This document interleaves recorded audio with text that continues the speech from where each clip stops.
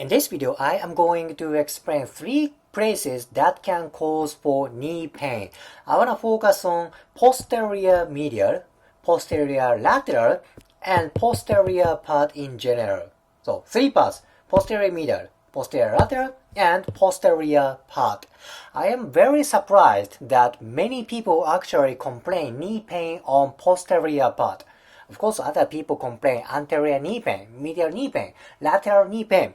However, I believe posterior knee pain is very, very common. So let me start it from medial part, posterior medial. I focus on one muscle a lot. This is semimembranosus.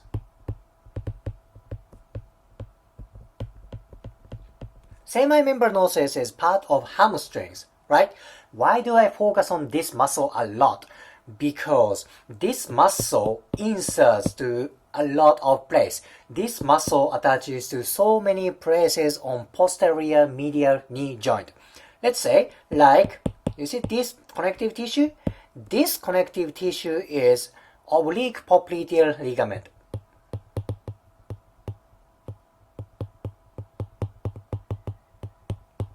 Oblique popliteal ligament. And this muscle kind of unites with fascia of popliteus.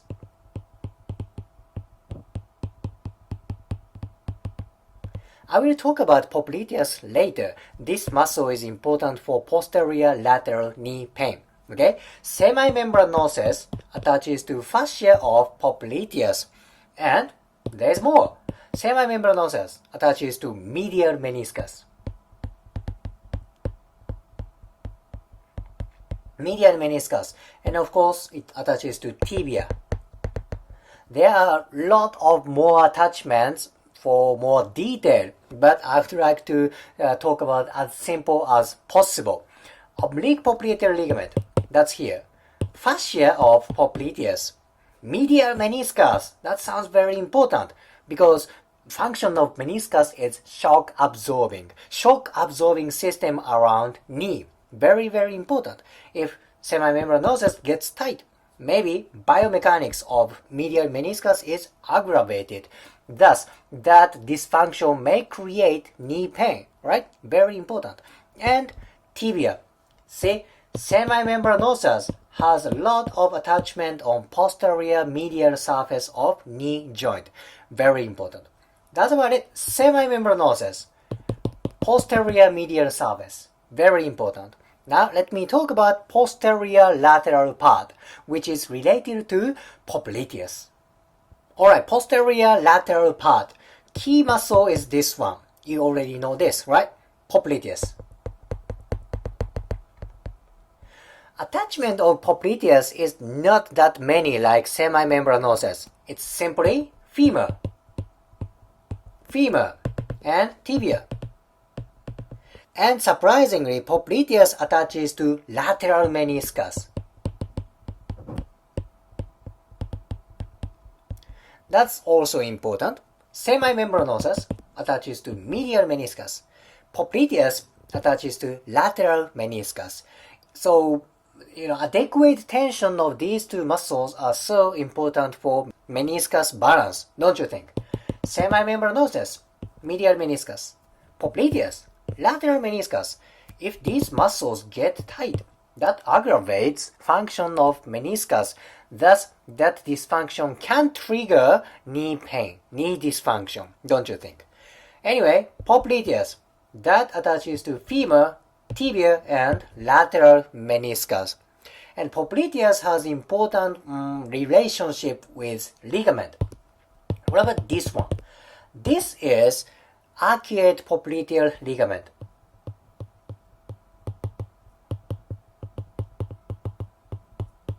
Arcuate popliteal ligament. Popliteus kind of goes beneath arcuate popliteal ligament. It's very close. It's very complicated area. If either one, popliteus or this ligament, gets tight, injury or ruptured, that may aggravate posterior lateral surface of knee, right? And one more ligament, that's this one. This is lateral collateral ligament.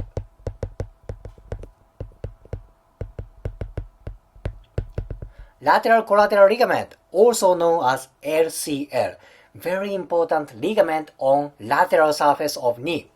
Two ligaments so far, arcuate popliteal ligament and lateral collateral ligament.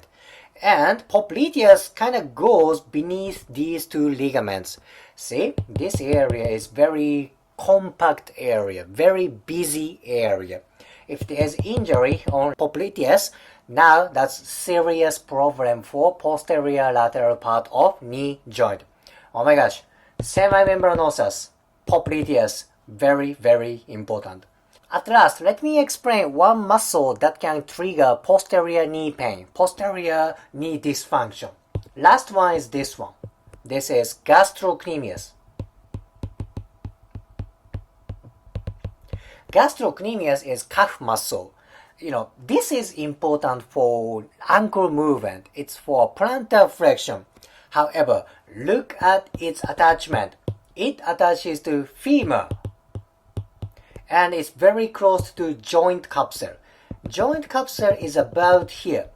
Joint capsule is, the deepest layer around joint. I mean, it's literally the membrane, connective tissue around joint. That sounds very important. Gastrocnemius is very, very close to knee joint capsule. Now, what's going to happen if your gastrocnemius is very tight? This too much tension may aggravate balance of joint capsule. Dysfunction for joint capsule that may create pain for knee joint. Oh my gosh, gastrocnemius, as I said, it is important for ankle movement, but as equally, it is important for knee joint, I believe.